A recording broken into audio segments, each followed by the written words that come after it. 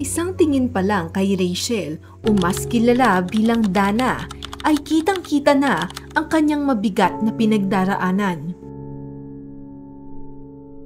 Hirap kasi siyang gumalaw dahil sa paninigas ng kanyang mga kalamnan. Si Dana ay may sakit na microcephaly at global developmental delay. 3 taong gulang pa lang siya at kasalukuyang naninirahan sa Barangay Commonwealth, Quezon City kasama ang inang si Cristel Cadano. Nung mga 1-year-old po siya, yun po, sobrang tigas po, yan po, lagi po siyang naninigas ng ganyan. Tapos po, sabi po ng doktor, therapy lang po, ituloy-tuloy lang daw po yung therapy para hindi po mag-ex yung mga buto niya o di kaya lumiit po. Ayon kay Cristel, tila normal naman si Dana pagkapanganak. Ngunit di kalaunan, napansin niyang tila nahuhuli ito para sa kanyang edad. Parang normal naman po siya, tas kahit po nung pinanganak ko po siya, normal po siya tingnan, tapos yun nga po, nung 6 months po siya kasi, hindi po siya nakadapa, unlike po nung panganay ko po kasi sanay ako, mga 6 months po kaya na po dumapa or yung medyo tatayo po, siya po talaga wala po talaga. Ang microcephaly ay isang kondisyon kung saan ang ulo ng bata ay higit na mas maliit kaysa sa karaniwang laki nito. Dahil dito, hindi maayos na na-develop ang utak ni Dana dahilan ng pagkakaroon niya ng global developmental delay. Hindi naging madali ang lahat, pero kalaunan ay natanggap din ni Cristel at ng kanyang mister ang sitwasyon ng anak. Nangako ang mag-asawa na gagawin ng lahat maging maayos lamang ang kalagayan ni Dana. Sakit po, tas naiyak po ko kasi po babae po kasi naawa po ko sa kanya. Sobrang nahihirapan po siya pag may mga gusto siyang gawin.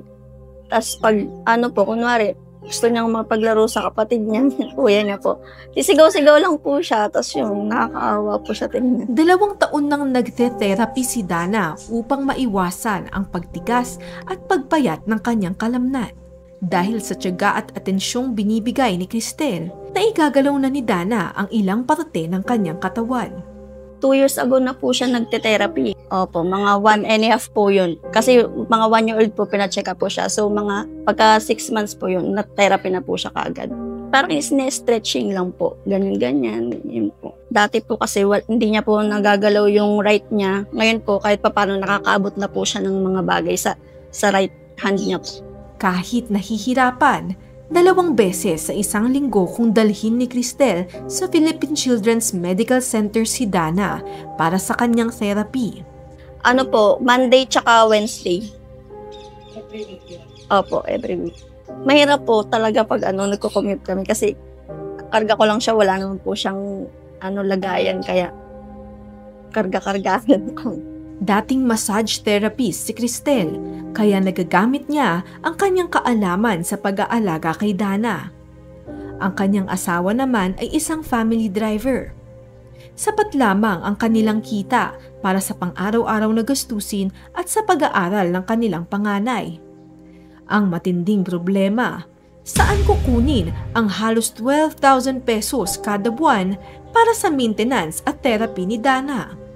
Hindi po siya totally sapat kasi po lahat po binabayaran namin, upa, kuryente, tas tubig po. Tas nag-aaral po yung panganay ko. Tas yung medicine niya po kasi medyo pricey din po . Mabuti na lang at natuklasan niya ang People's Day ng Ako Bicol at agad siyang nagpasa ng requirements. Opo, first time ko po dun. Sa hospital po mismo kasi may mga pinipicturan po dun kung saan po pwedeng lumapit. Kaya nag-try po ako nun.